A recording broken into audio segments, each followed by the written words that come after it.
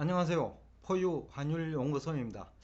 최근에 그 환율이 이제 달러당 1350원 돌파를 앞두고 뭐 윤석열 대통령까지 나서 가지고 지금 환경 관리를 하라 뭐 이런 얘기를 하면서 외환시장이 거의 난리법석이에요.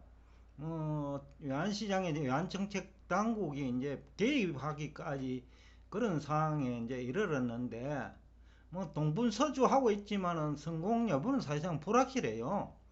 뭐든지 유비무환이라고 초기에 대응을 해야 되는데 초기에 대응을 못했던 거죠. 그래서 이제 포유환율연구소가 뭐 지난해 얘기지만은 지난해 3월에서 6월에 대응을 했더라면, 지난해 3월에서 6월만 하더라도 2분기죠. 1130원밖에 안 됐거든요, 평균 환율이. 그러니까 얼마든지 대응이 가능했죠.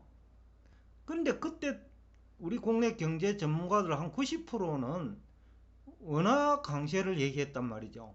그러니까 대응을 할 필요가 없는 거죠. 뭐 은행도 마찬가지고요. 뭐 은행들도 다 그렇게 생각을 하고 있었으니까. 근데 이제 지난해 3월에 1130원 할 때 금리도 낮았잖아요.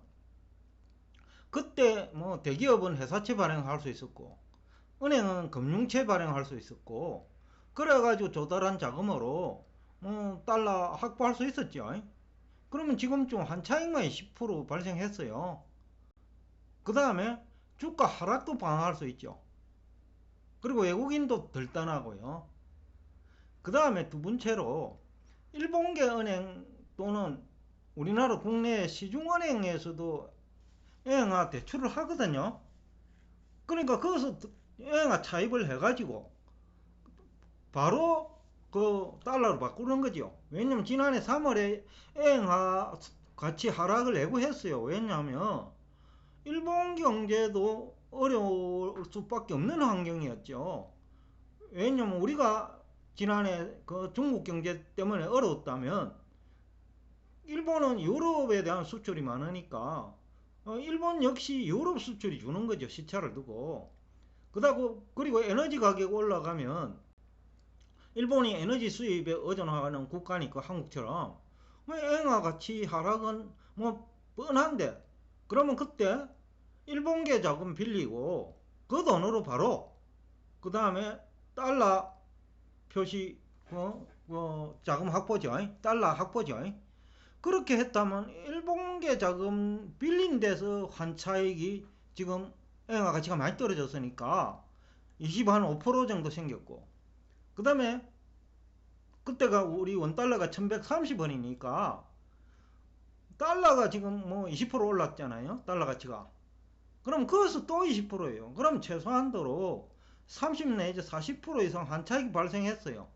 그러면 주가 방어할 수 있고 회사 재무 상태 건전해지고 뭐 지금 문제 없잖아요.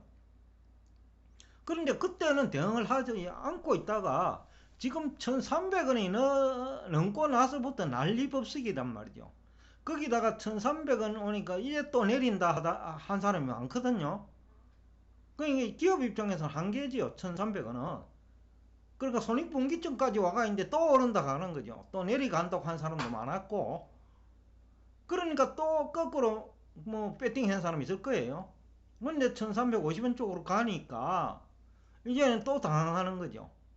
그러니까 환율 더 올라버려요.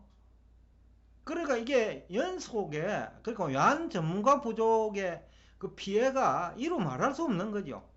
근데 문제는 또 엉터리 경제 전문가, 외환 전문가들은 뭐 활발히 활동하고 있거든요. 그러니까 다 그 사람들 때문에 내려야 될 환율도 안 내리고, 조금 오르고 말 환율이 막 1350원, 1400원도 갈 수 있고요.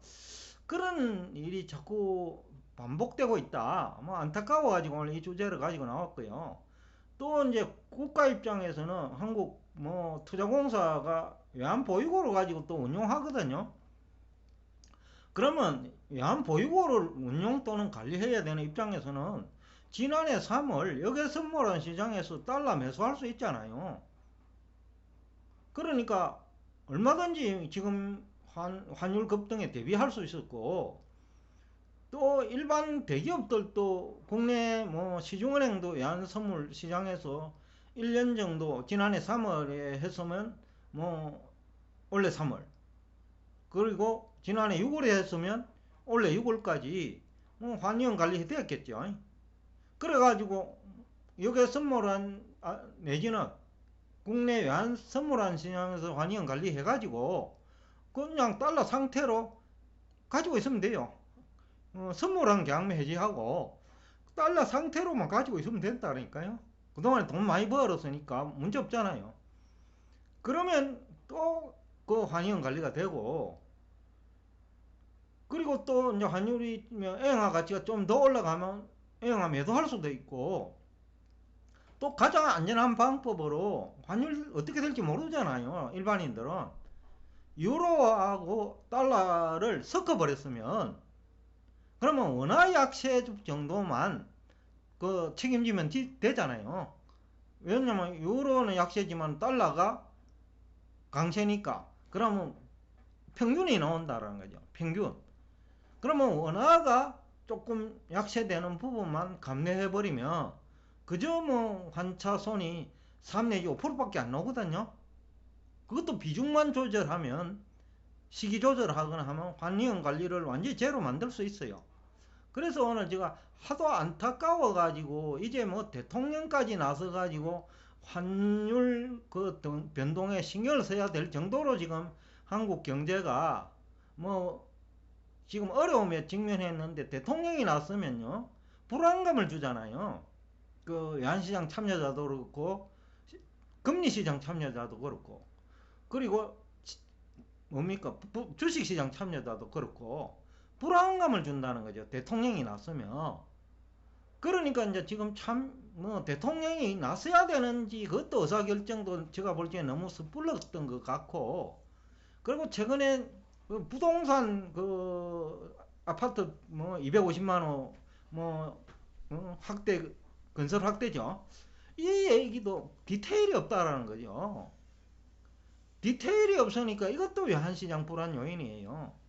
아파트 가격 불안 요인이고. 그러니까 참 지금 사람이 없어도 너무 없다.